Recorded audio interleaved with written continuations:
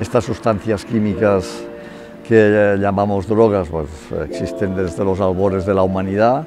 Algunas drogas, básicamente los psicodélicos, nos ayudaron a ser más humanos. Usos medicinales, usos recreativos, usos sociales de todo tipo. Les dones utilitzaven substàncies per benestar de les comunitats, per gestionar la salut sexual i reproductiva, no només seva, sinó també del seu entorn, no? Per tenir control de la seva fertilitat, de la natalitat, no?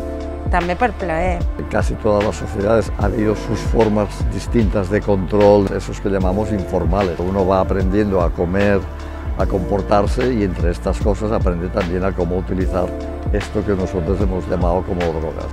Donar-li aquest monopoli de l'ús de les plantes i del coneixement a l'estament mèdic i farmacològic, el que fa precisament és treure el poder per gestionar el plaer, el benestar, la salut. Lo que es sorprendente desde el punto de vista histórico y transcultural es esta forma de control tan duro de tipo penal y criminal de las drogas en las sociedades occidentales a lo largo del siglo XX.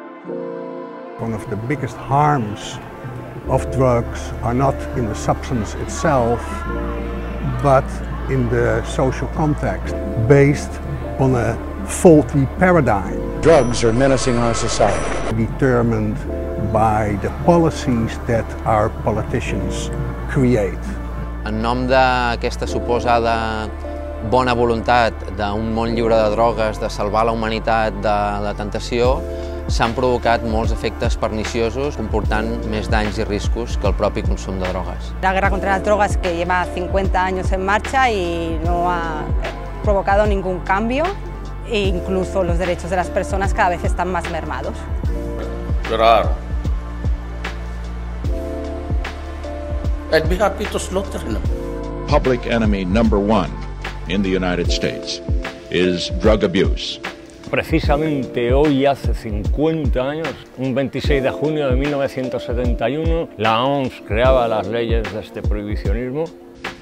In order to fight and defeat this enemy, it is necessary to wage a new all-out offensive.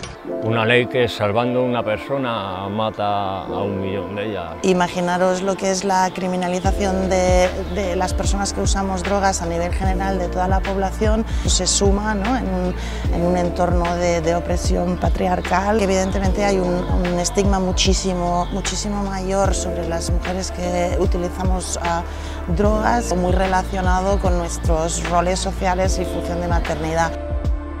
Most people who use drugs do so without problems. L'Organització Mundial de la Salut està xerrant que el 80% de les persones que usen drogues ho fan sense problemes relacionats, no? I això sovint se mos oblida. És com si d'alguna manera xerràssim dels cotxes i posàssim només èmfasis en els accidents automobilístics.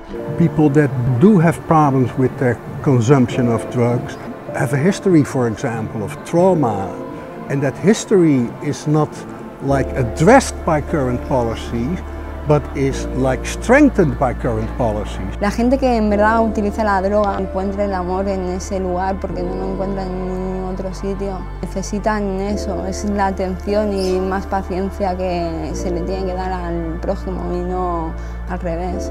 El que se fa és criminalitzar aquestes poblacions i invisibilitzar quines són precisament aquestes causes estructurals d'exclusió, no? Com són el racisme, com són el masclisme, com són el classisme.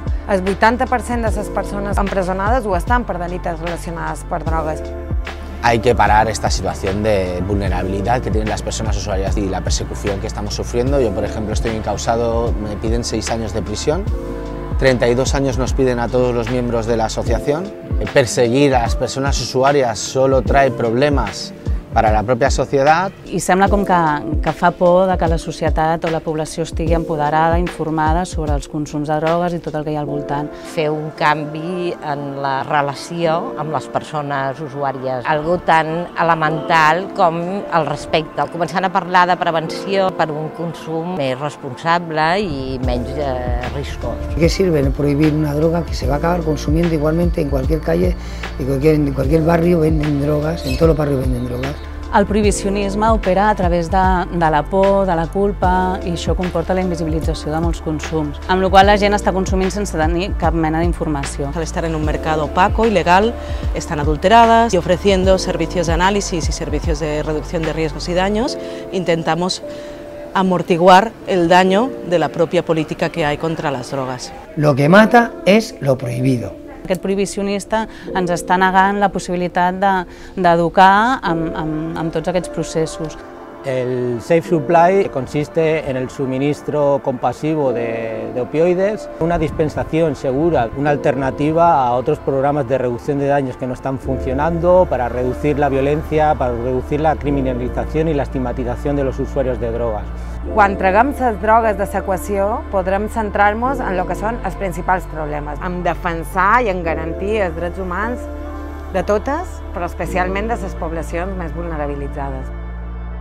La guerra contra les drogues en realitat ha volgut ser una cortina de fum, per criminalitzar aquelles comunitats que d'una o altra manera posaven en qüestió el règim establert. Tota la contracultura dels anys 70 aquí que estava abogant per l'ecologisme, pel pacifisme, que estava abogant pels feminismes. Esa paisana o caña.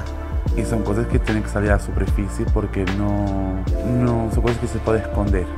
És més urgent que mai advocar per la fi de la guerra contra les drogues, per posar les persones al centre. Programes que apostin per l'educació y el acompañamiento educativo en los consumos de drogas. Tenemos profesionales y gente con nosotros capaz de echar adelante todo lo que pensemos o todo lo que queramos hacer, pero tenemos que ser nosotros los que estemos delante. Todo se trata de educación. Una red antiprohibicionista sí, pero con toda la perspectiva de género que realmente hace mucha falta. Tot i que és una guerra que anem perdent, sí que hi ha motius per l'esperança perquè cada vegada som més gent i estem convençuts que més aviat que tard